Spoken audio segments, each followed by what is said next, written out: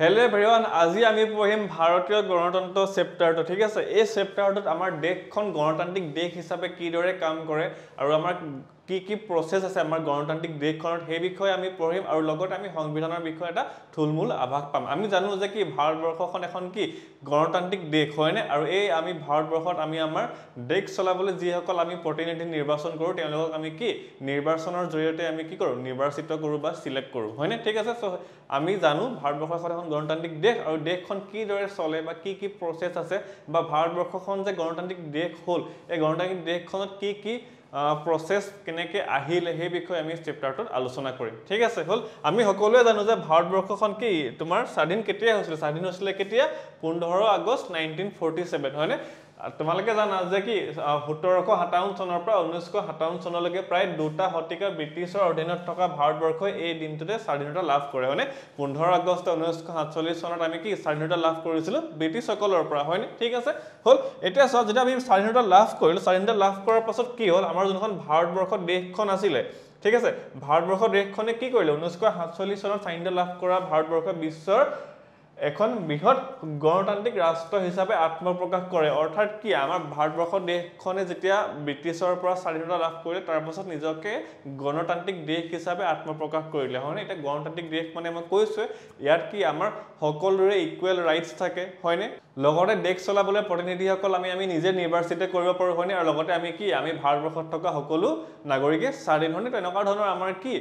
Rights থাকে ঠিক আছে হল সো এটা গণতান্ত্ৰিক দেশ হিচাপে যে আত্মপ্ৰকাশ কৰিলে ভাৰতবৰ্ষ এটা গণতান্ত্ৰিক দেশ হিচাপে যদি ভাৰতবৰ্ষখন চলিবলৈ হয় তেনেহলে ভাৰতবৰ্ষখনক প্ৰয়োজন হ'ব এখন কি সংবিধানৰ কি প্ৰয়োজন হ'ব সংবিধানৰ প্ৰয়োজন হ'ব হয়নে ঠিক আছে সো তোমাৰ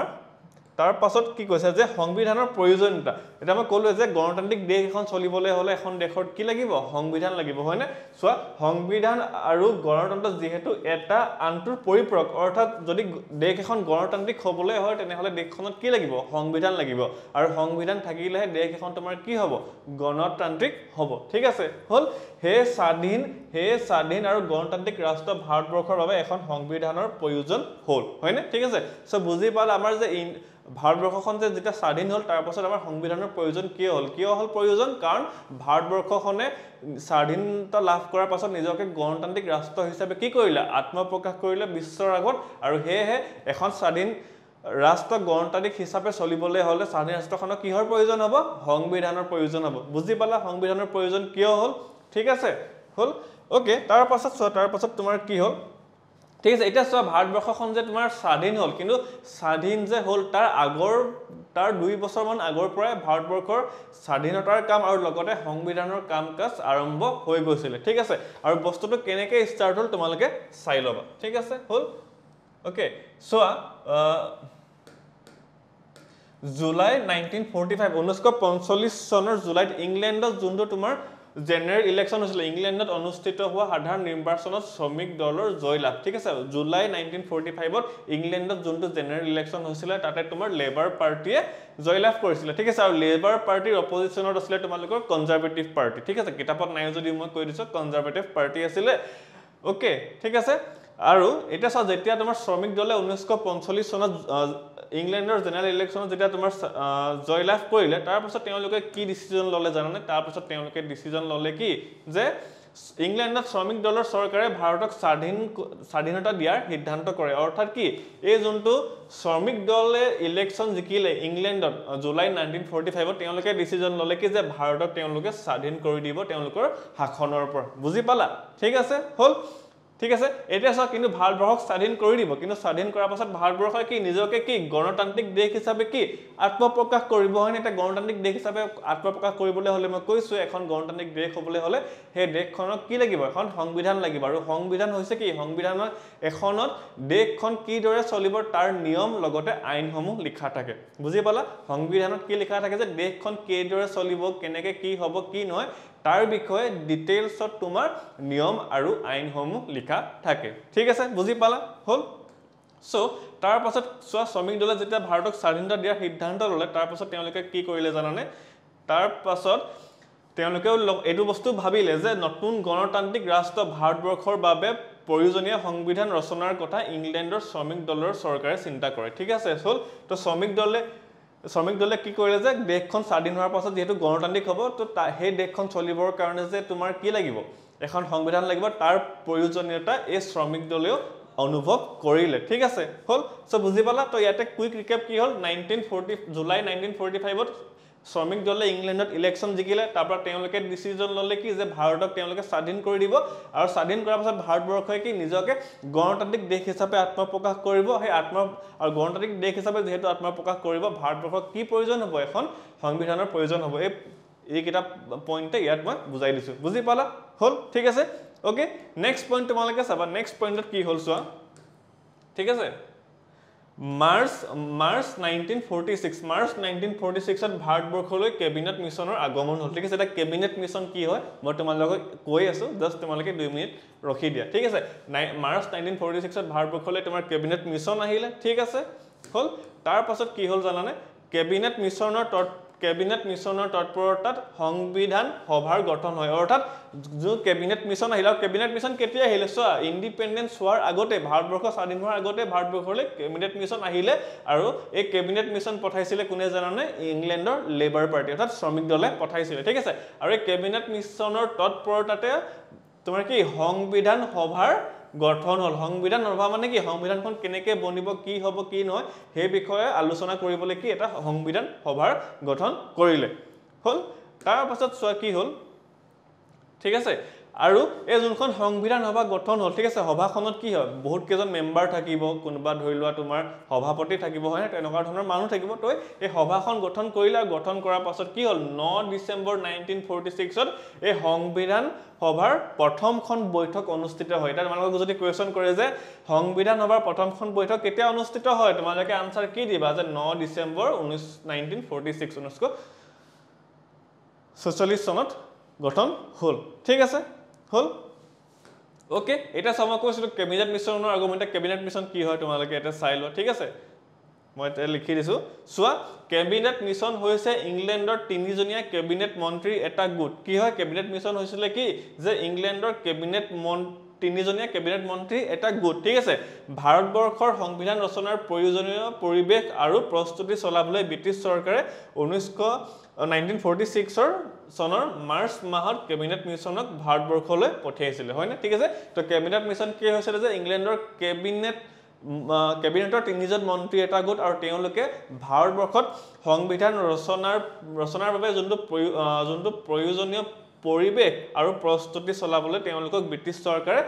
1946 মাৰ্চ মাহত কি কৰিছিল ভাৰতবৰ্ষলৈ পঠাইছিল হল এখিনি পইণ্ট বুজি পালা ঠিক আছে ওকে তাৰ পাছত কি হল আমি চাওঁ ঠিক আছে তাৰ পাছত তোমাৰ কি হল চোৱা এটা যোনখন সংবিধান সভা গঠন কৰিলে ঠিক আছে যোনখন সংবিধান সভা গঠন কৰিলে আমাৰ ভাৰতবৰ্ষ স্বাধীন হোৱাৰ আগতে সেই সংবিধান সভাৰ প্ৰথম বৈঠক হৈছিল ঠিক আছে মই আপোনালোকক কৈছিলো প্ৰথম বৈঠকখন কেতিয়া হৈছিল 9 ডিসেম্বৰ 1946 ঠিক আছে 9 ডিসেম্বৰ 1946 ত প্ৰথমখন সংবিধান সভাৰ কি অনুষ্ঠিত হৈছিল আৰু প্ৰথমখন সংবিধান সভাৰ তোমাৰ সভাপতি কোন আছিল সভাপতি আছিল ইয়াৰে জ্যেষ্ঠ সদস্য কোন ডক্টৰ হচিদানন্দ সিনহা ঠিক আছে হল সো তোমালোকক কোৱেশ্চন কৰিব পাৰে যে যোনখন সংবিধান সভাৰ প্ৰথমখন বৈঠক হৈছিল তাৰ সভাপতি কোন আছিল তো তোমালোকে আনসাৰ কি দিবা ডক্টৰ হচিদানন্দ সিনহা ঠিক আছে হল এটা তোমালোকে গম পালা তোমাৰ কি যে যোনটো সংবিধান সভা আছিল তেওঁলোকৰ প্ৰথমখন বৈঠক হৈ গল আৰু তেওঁৰ প্ৰথমখন বৈঠকৰ সভাপতি কোন আছিল ডক্টৰ হচিদানন্দ সিনহা ঠিক আছে হল এটা প্ৰথমখন বৈঠক হৈ গল তাৰ পাছত কি হল জানানে তাৰ পাছত তোমালোকৰ হল কি এটা প্ৰথমখন যখন বৈঠকখন হল এই বৈঠকখনত ডিসকাস কৰিলে তেওঁলোকে নিজৰ মাজত ডিসকাশন কৰিলে যে কি হ'ব কি নহয় ডিসকাশন কৰি তেওঁলোকে কি কৰিলে ডক্টৰ ৰাজেন্দ্ৰ প্ৰসাদক এই যোনখন সংবিধান সভা আছিল ঠিক আছে যোনখন সংবিধান সভা আছিল তাৰ স্থায়ী সভাপতি হিচাপে তেওঁ কি কৰিলে নিৰ্বাচন কৰিলে সো এটা প্ৰথম বৈঠকখনৰ সভাপতি আছিল ডক্টৰ হচিদানন্দ সিনহা কিন্তু প্ৰথম বৈঠকখনে তেওঁলোকে ডিসিজন ললে যে এই সংবিধান সভাৰ স্থায়ী সভাপতি হ'ব কোন ডক্টৰ ৰাজেন্দ্ৰ প্ৰসাদ তোমালোকক যদি কোৱেশ্চন কৰে যে সংবিধান সভাৰ স্থায়ী সভাপতি ঠিক আছে প্ৰথম সভাপতি আছিল ডক্টৰ হচিদানন্দ সিনহা কিন্তু স্থায়ী সভাপতি কোন আছিল ডক্টৰ ৰাজেন্দ্ৰ প্ৰসাদ ঠিক আছে হল এতিয়া ৰাজেন্দ্ৰ প্ৰসাদক তেওঁলোকে সভাপতি দিলে আৰু তাৰ পাছত কি কৰিলে জানানে তাৰ পাছত কি কৰিলে এই যোনখন তোমাৰ সংবিধানখন যে কেনেকৈ প্ৰস্তুত কৰিব ঠিক আছে এটা যেতিয়া সংবিধান এখন প্ৰস্তুত কৰিব তাতে কি হ'ব বহুত লোকে ক'ব যে এনেকৈ হ'ব লাগে এইকেইটা নিয়ম থাকিব লাগে এইকেইটা আইন থাকিব লাগে বা বহুত তোমালোকৰ কি হ'ব তৰ্ক বিতৰ্ক হ'ব বহুতে বহু ধৰণৰ সাজেশনছ দিব হয়নে তো তেওঁলোকে কি কৰিব লাগিব গোটেইখিনি চালি জাৰি চাহে এখন দেশৰ সংবিধান বনাব লাগিব হয় নহয় আৰু সংবিধান এখন বনাই দিয়াটো ইমান সহজ কামো নহয় হয়নে ঠিক আছে কাৰণ তোমালোকে নিজেও জানা ভাৰতবৰ্ষখন এখন কিমান ডাঙৰ কিমান মানুহ আছে হয় তো গোটেই দেশখনৰ কথা ভাবিয়ে কি তেওঁলোকে এখন কি ভালদৰে সংবিধান এখন বনাব লাগিব হয়নে গতিকে তেওঁলোকে কি কৰিছিলে এই সংবিধানখন প্ৰস্তুত কৰাৰ সম্পৰ্কত সংবিধান সভাৰ মুঠ 11খন বৈঠক হৈছিল কিমানখন বৈঠক হৈছিল 11খন বৈঠক হৈছিল তোমালোকক যদি কোৱেশ্চন কৰে যে সংবিধান প্ৰস্তুত কৰাৰ সম্পৰ্কত সংবিধান সভাৰ মুঠ কিমানখন বৈঠক হৈছিল তোমালোকে কি আনসাৰ দিবা 11খন বৈঠক হৈছিল বুলি তোমালোকে আনসাৰটো দিবা ঠিক আছে হৈ গ'ল সব বুজি পালা কুইক ৰিকেপ ঠিক আছে মই পটাপট কৈ দিছো সংবিধান সভাৰ প্ৰথম বৈঠকত সভাপতি কোন আছিল ডক্টৰ সচিদানন্দ সিনহা আৰু সংবিধান সভাৰ স্থায়ী সভাপতি কোন আছিল ডক্টৰ ৰাজেন্দ্ৰ প্ৰসাদ আৰু ঠিক আছে আৰু সংবিধান সভাৰ সংবিধানখন প্ৰস্তুত কৰাৰ সম্পৰ্কত কেইখন বৈঠক বহিছিল 11খন বৈঠক বহিছিল মনত থাকিব সকলোৰে ঠিক আছে হল বুজি পাইছে সকলোৰে ভালদৰে কিবা যদি বুজি পোৱা নাই তোমালোকে জনাবা এতিয়া সব কি হল এতিয়া তোমাৰ কি হল জানানে 29 আগষ্ট 1947 সংবিধান সভাৰ খসৰা কমিটি গঠন কৰা হয় যি সংবিধান সভা আছিল এই সংবিধান সভাৰ কি গঠন কৰিলে খসৰা কমিটি এটা খসৰা কমিটি মানে কি জানানে যি কমিটিখনে সংবিধানখন লিখিব এটা সংবিধানখন প্ৰস্তুত কৰিবলৈ হলে কি কৰিব লাগিব সংবিধানখনলৈকে লিখিব লাগিব হয়নে हे कारणे এই সংবিধান লিখিবলৈ কি কৰিলে এখন খসৰা কমিটি গঠন কৰিলে আৰু খসৰা কমিটিখনে ভাৰতীয় সংবিধানখন লিখিব ঠিক আছে হল বুজি পালা তাৰ পাছত কি হল তাৰ পাছত চোৱা খসৰা কমিটিখনত 7জন বিভিন্ন ক্ষেত্ৰৰ বিশেষজ্ঞ লৈ গঠিত হয় আৰু এওঁলোকে সংবিধান প্ৰস্তুতৰ দায়িত্ব লয় মই কৈছিল যে কি এই যি খসৰা কমিটি গঠন কৰিছে সংবিধান সভাৰ এই খসৰা কমিটি কি কৰিব সংবিধানখন লিখিব মানে কি সংবিধানখন প্ৰস্তুত কোনে কৰিব খসৰা কমিটি সকলে কৰিব আৰু এটা বস্তু চোৱা ইয়াতে কি কৈছে যে খসৰা কমিটিখনত 7জন বিভিন্ন ক্ষেত্ৰৰ বিশেষজ্ঞ লৈ গঠিত হয় অৰ্থাৎ যেতিয়া ভাৰতবৰ্ষৰ নিচিনা এখন বিশাল দেশৰ সংবিধান প্ৰস্তুত কৰিব তেনেহলে কি হ'ব লাগিব যিসকল মানুহে সংবিধানখন লিখিব তেওঁলোকে গোটেই দেশখনৰ প্ৰত্যেকটো চুক কোন কি চালিজাৰি চাব লাগিব হয়নে চালিজাৰি চাইহে তেওঁলোকে সংবিধানখন লিখিব পাৰিব হয় নহয় হে কি কৰিলে এই খসৰা কমিটিত বিভিন্ন ক্ষেত্ৰৰ 7জন বিশেষজ্ঞ ললে ঠিক আছে যাতে তেওঁলোকে সংবিধানখন ভালদৰে প্ৰস্তুত কৰিব পাৰে হে বিভিন্ন ক্ষেত্ৰৰ 7জন বিশেষজ্ঞ লৈ এই খসৰা কমিটিখন কি কৰিলে খসৰা কমিটিখন গঠন কৰিলে আৰু ঠিক আছে আৰু খসৰা কমিটি কি কৰিব সংবিধানৰ প্ৰস্তুতৰ দায়িত্ব লয় ঠিক আছে মানে সংবিধানখন কোনে লিখিব এই খসৰা কমিটিয়ে লিখিব ঠিক আছে ক্লিয়াৰ হল তোমালোকৰ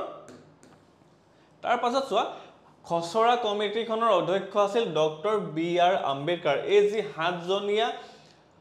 মানুহৰ যি খসৰা কমিটিখন তোমাৰ কি গঠন হৈছিল এই খসৰা কমিটিখনৰ তোমাৰ অধ্যক্ষ কোন আছিল অধ্যক্ষ আছিল ডক্টৰ বি.আৰ. আম্বেদকাৰ তোমালোকক যদি কয় যে খসৰা কমিটিখনৰ অধ্যক্ষ কোন আছিল যদি প্ৰশ্ন কৰে তোমালোকে কি আনসাৰ দিবা ডক্টৰ বি.আৰ. আম্বেদকাৰ আৰু ডক্টৰ বি.আৰ. আম্বেদকাৰকে ভাৰতীয় সংবিধানৰ পিতৃ বুলি কোৱা হয় কি বুলি কোৱা হয় পিতৃ বুলি কোৱা হয় আমাৰ ভাৰতবৰ্ষৰ সংবিধানৰ যদি ফাদাৰ কোন বুলি তোমালোকক যদি কোৱেশ্চন আহে তোমালোকে আনসাৰটো কি দিবা আনসাৰটো দিবা কি ডক্টৰ বি.আৰ. আম্বেদকাৰ বুজি পালা হল সো ইয়ালৈকে কি হল তোমাৰ সংবিধান সভাৰ খসৰা কমিটি গঠন কৰিলে আৰু এই খসৰা কমিটিয়ে কি কৰিলে খসৰা কমিটিয়ে সংবিধান প্ৰস্তুতৰ দায়িত্বটো ললে আৰু এই খসৰা কমিটি তোমাৰ 7জন বিভিন্ন ক্ষেত্ৰৰ বিশেষজ্ঞ আছিল আৰু এই বিশেষজ্ঞ কেজনৰ ভিতৰত এই খসৰা কমিটিখনৰ অধ্যক্ষ কোন আছিল অধ্যক্ষ আছিল কি ডক্টৰ বি.আৰ. আম্বেদকাৰ বুজি পালা হল তাৰ পাছত কি হল জানানে চোৱা তাৰ পাছত চোৱা 26 নৱেম্বৰ 1949 প্ৰায় 3 বছৰৰ অন্তত খসৰা কমিটিখনে সংবিধানৰ খসৰা প্ৰস্তুত কৰি সভাপতি ডক্টৰ ৰাজেন্দ্ৰ প্ৰসাদৰ ওচৰত দাখিল কৰে ঠিক আছে এই যে খসৰা কমিটি গঠন হৈছিল খসৰা কমিটিয়ে 3 বছৰৰ অন্তত সংবিধানৰ খসৰাখন প্ৰস্তুত কৰি উলিয়ালে মানে যোনখন সংবিধান আছিল সংবিধানখন তেওঁলোকে লিখিলে ঠিক আছে লিখাৰ পাছত তেওঁলোকে কি কৰিলে এই যোনটো খসৰা প্ৰস্তুত কৰিলে খসৰাটো তেওঁলোকে সংবিধান সভাৰ সভাপতি ডক্টৰ ৰাজেন্দ্ৰ প্ৰসাদৰ ওচৰত দাখিল কৰিলে কি কৰিলে ডক্টৰ ৰাজেন্দ্ৰ প্ৰসাদৰ ওচৰত তেওঁলোকে খচৰাটো দাখিল কৰিলে ঠিক আছে ইয়ালৈকে বুজি পালা ঠিক আছে আৰু এই খচৰা কমিটিখনকে তোমালোকে যদি ইংলিছত জানিব বিচাৰা ইংলিছত তেওঁলোকৰ নাম এই খচৰা কমিটিখনক ক'ব কি ড্ৰাফটিং কমিটি বুলি ক'ব কি ক'ব ড্ৰাফটিং কমিটি বুজি পালা হল তো এইখিনি তোমালোকে নোট ডাউন কৰি ল'বা তাৰ পাছত কি হ'ল জানানে তাৰ পাছত কি কৰিলে যেতিয়া খচৰাখন ওকে এতিয়া মই কৈ দিছো চোৱা সংবিধান খচৰা কমিটিৰ সদস্যসকল ঠিক আছে এতিয়া চোৱা ঠিক আছে সংবিধান খচৰা কমিটিৰ সদস্যসকল এটা যে সংবিধানৰ খচৰা কমিটিৰ টোটাল কেইজন সদস্য আছিল 7 জন সদস্য আছিল হয়নে তো এই 7 জন সদস্যৰ চোৱা প্ৰথমজন আছিল কি ডক্টৰ বি আৰ আম্বেদকাৰ তেওঁ আছিল কোন সভাপতি তোমালোকে ৰেড লাইনছবোৰ ইগনোৰ কৰিবা ঠিক আছে হল সেকেন্ডত আছিল এন গোপাল স্বামী আয়েঙ্গাৰ আছিল তাবা 3 নম্বৰত আছিল আলাদি কৃষ্ণস্বামী আয়াৰ ঠিক আছে 4 নম্বৰত আছিল কি কে এম মুন্সি আছিল তাৰ পাছত আছিল কি সৈয়দ মোহাম্মদ সাদুল্লাহ আছিল ঠিক আছে তাৰ পাছত আছিল এন মাধৱ ৰাও ঠিক আছে আৰু তাৰ পাছত আছিল কি ডি পি খৈতান ঠিক আছে সো তোমালোকে এই 7 জনৰ নাম মনত ৰাখিবা ঠিক আছে হল যে আমাৰ সংবিধানৰ খচৰা কমিটিৰ সদস্যসকল আৰু একেতে হৈছিল কি ডক্টৰ বি আৰ আম্বেদকাৰ আৰু এই ফটোখনে তোমালোকৰ খচৰা কমিটিৰ সদস্যসকলৰ এইখন ফটো ঠিক আছে হল গম পালা এটা তাৰ পাছত কি হল আমি চাও হা ঠিক আছে তাৰ পাছত তোমালোকৰ কি হল জানানে হল সো তাৰ আগত আমি কি পঢ়িলো তাৰ আগত আমি পঢ়িলো যে কি 26 নৱেম্বৰ 1949 ত কি 3 বছৰৰ অন্তত খচৰা কমিটিখনে সংবিধানৰ খচৰা প্ৰস্তুত কৰি সভাপতি ডক্টৰ ৰাজেন্দ্ৰ প্ৰসাদৰ ওচৰত দাখিল কৰিলে আৰু তাৰ পাছত যেটা দাখিল কৰাৰ পাছত কি হল জানানে দাখিল কৰাৰ পাছত কি হল সংবিধানৰ খচৰা প্ৰতিলিপিত ডক্টৰ ৰাজেন্দ্ৰ প্ৰসাদ দাসে স্বাক্ষৰ কৰাৰ লগে লগে ভাৰতবৰ্ষই নিজাকৈ এখন সংবিধান লাভ কৰে ঠিক আছে হল 26 নৱেম্বৰ 1949 চনতে খচৰা কমিটিয়ে সংবিধানৰ খচৰাটো প্ৰস্তুত কৰি ৰাজেন্দ্ৰ প্ৰসাদৰ আগত দাখিল কৰিলে দাখিল কৰাৰ একেদিনাখনে ডক্টৰ ৰাজেন্দ্ৰ প্ৰসাদে কি কৰিলে হে খচৰা প্ৰতিলিপি তেওঁ নিজৰ স্বাক্ষৰ কৰিলে স্বাক্ষৰ কৰাৰ লগে লগে ভাৰতবৰ্ষই নিজৰ এখন কি লাভ কৰিলে সংবিধান লাভ কৰিলে ঠিক আছে হল সো ভাৰতবৰ্ষই নিজৰ সংবিধানখন কেতিয়া লাভ কৰিলে 26 নৱেম্বৰ 1949 চনত লাভ কৰিলে ঠিক আছে হল কিন্তু কি হল চোৱা এই যখন যে সংবিধানখন প্ৰস্তুত কৰি উলিয়ালে ভাৰতবৰ্ষৰ কাৰণে এই খচৰা সংবিধান সভাৰ সদস্যসকলৰ লগতে তোমাৰ কি যিসকল খচৰা কমিটিৰ সদস্যসকল আছিল সংবিধান প্ৰস্তুত কৰাৰ ঠিক আছে তো তেওঁলোকে যদি প্ৰস্তুত কৰি উলিয়ালে কিন্তু কি হল জানানে 26 জানুৱাৰী 1950 চন ঠিক আছে নানান প্ৰশাসনিক আৰু আনুষংগিক অসুবিধাৰ বাবে নতুন সংবিধানখন বলবৎ কৰা হয় ঠিক আছে হল সংবিধানখন তোমাৰ কেতিয়া ভাৰতবৰ্ষই লাভ কৰিলে 26 নৱেম্বৰ 1949 চনতে লাভ কৰিলে কিন্তু নানান তোমাৰ কি প্ৰশাসনিক আৰু আনুষংগিক অসুবিধাৰ বাবে সংবিধানখন তোমাৰ কেতিয়া বলবৎ কৰা হয় সংবিধানখন বলবৎ কৰা হয় 26 জানুৱাৰী 1950 চনতহে বলবৎ কৰা হয় ঠিক আছে সংবিধানখন আগতে লাভ কৰিলে ভাৰতবৰ্ষই কিন্তু সংবিধানখন বলবৎ কৰোতে অলপ দেৰি হল কিটা বলবৎ কৰিছিল 26 জানুৱাৰী 1950 তোমাৰ কি বলবৎ কৰিছিল অৰ্থাৎ এই দিনাখনৰ পৰাই নতুন সংবিধানখন ভাৰতত কি হল প্ৰযোজ্য কৰা হল বা কাৰ্যকৰী কৰা হল ঠিক আছে সো এই টাইমটো কিয় লাগিলে এই টাইমটো কিয় লাগিলে যোনটো গেপটো যে পৰিলে প্ৰস্তুত হল এতিয়া তোমাৰ প্ৰযোজ্য হল এটা কিয় গেপটো আহিলে মানে কিয় আহিলে টাইমটো কাৰণ কি হৈছিল নানান তোমাৰ প্ৰশাসনিক আৰু আনুষংগিক অসুবিধা কাৰণ চোৱা ভাৰতবৰ্ষখন তাৰ আগতে কি ইংৰাজৰ শাসন মতে চলি আছিল হয়নে বা যিসকল পুৰণা নিয়ম বা আইন ইংৰাজসকলে বনাই থৈ গৈছিল সেই মতে চলি আছিল সো নতুন আইন এখন আনিবলৈ বা নতুন সংবিধান এখন প্ৰযোজ্য কৰিবলৈ অকমান অসুবিধা হয় সেই অসুবিধাৰ কাৰণে তোমাৰ প্ৰযোজ্য কৰোতে অলপ দেৰি হৈ গ'ল ঠিক আছে হল মনত থাকিলে তোমালোকৰ এটা চোৱা ভাৰতবৰ্ষখন স্বাধীন কেতিয়া হৈছিল 15 আগষ্ট 1947 চন আৰু নতুন সংবিধানখন তোমাৰ কেতিয়া বলবৎ কৰা হৈছিল 26 জানুৱাৰী 1950 চনত হয়নে ঠিক আছে সো চোৱা কিন্তু যেতিয়া ভাৰতবৰ্ষখন স্বাধীন হৈছিল কেতিয়া 15 আগষ্ট 1947 আৰু নতুন তোমাৰ আমাৰ সংবিধানখন কেতিয়া প্ৰযোজ্য হৈছিল 26